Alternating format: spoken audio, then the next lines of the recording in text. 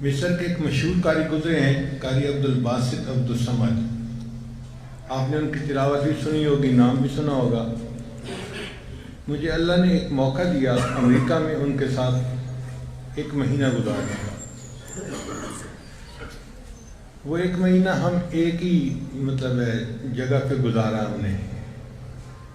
وہ قرآن مجید کی تلاوت کرتے تھے، اور جیسی مجلس ہوتی اردو میں یا انگریزی میں اس کے متعلق کچھ تھوڑی بات چیت کر دیتا تھا۔ وہ مجھ سے بہت محبت فرماتے تھے۔ ایک مرتبہ انہوں نے قرآن مجید پڑھا تو لوگ بہت خوش ہوئے ان کی تلاوت سن کے، اور واقعی اللہ نے کیا ان کی آواز کے اندر جاذبیت رکھی تھی کہ دل کھنچ جاتا تھا۔ تو اس بندے نے ان سے پوچھا کہ قاری صاحب، آپ نے کبھی قرآن پاک کا معجزہ دیکھا؟ تو وہ کہنے لگے کہ ہاں، میں نے قرآن پاک کے کئی معجزے آنکھوں سے دیکھے۔ اس نے کہا کوئی ہمیں بھی سنائے۔ تو قاری صاحب نے یہ واقعہ سنایا۔ کہنے لگے کہ مصر کے ایک صدر گزرے ہیں، شاید جمال عبد الناصر کا نام لیا تو یا کسی اور کا۔ کہنے لگے کہ وہ رشیا گئے کسی کام کے لیے،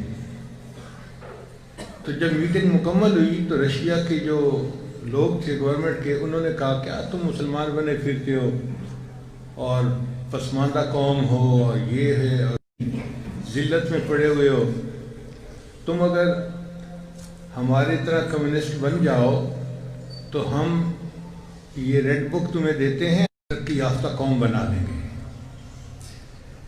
اب بادشاہ نے اپنی طرف سے کچھ بات تو کی، لیکن دل کو تسلی نہیں ہوئی کہ مجھے جیسے اسلام کی نمائندگی کرنی چاہیے تھی میں نہیں کر سکا۔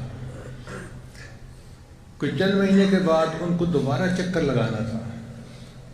قاری صاحب کہتے ہیں کہ مجھے پیغام ملا کہ آپ نے صدر صاحب کے ساتھ ماسکو جانا ہے، رشیا جانا ہے۔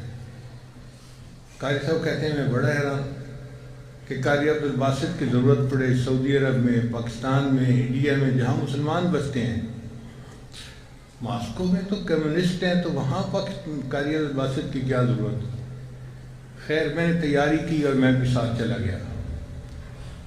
وہاں ان کی آپس میں میٹنگ ہوئی۔ میٹنگ کے بعد پھر کچھ انہوں نے ٹائم رکھا ہوا تھا آپس میں ڈسکشن کا۔ اب بجائے اس کے کہ وہ پھر اپنی کمیونزم کی بات کرتے، جمال عبد الناصر نے ان سے کہا کہ یہ میرے ساتھی ہیں، یہ آپ کے سامنے کچھ پڑھیں گے۔ تو وہ نہیں سمجھے، وہ کہنے لگے آپ کیا کہہ رہے ہیں؟ اس نے کہا کہ یہ کچھ پڑھنا چاہتے ہیں۔ وہ کیا پڑھنا چاہتے ہیں؟ قرآن پڑھنا چاہتے ہیں۔ وہ کیا جانے کیا ہوتا ہے قرآن؟